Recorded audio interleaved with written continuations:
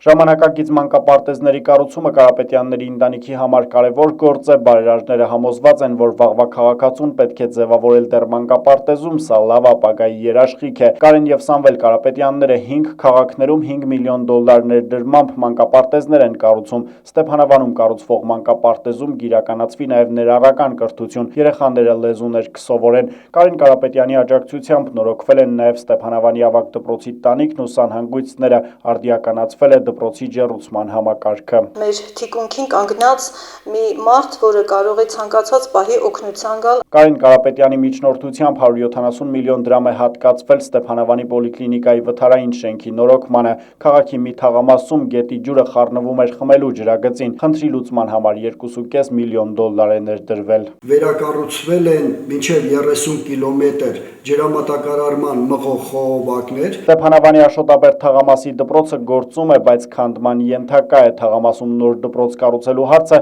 Կարեն Կարապետյանի միջնորդությամբ ընդգրկվել է կառավարության ծրագրում։ Բարձր առաջադիմություն ունեցող, բայց սոցիալապես անապահով ուսանողներին տրամադրվել է կրթաթոշակ։ Բուժման նպատակով դրամական օգնություն է տրվել բազմաթիվ քաղաքացիների։ Մարզի բոլոր մանկապարտեզները ստացել են սննդամթերք։ Սարգիս Գոքորյան, Արեն Ավագյան, ժամը լրատվական։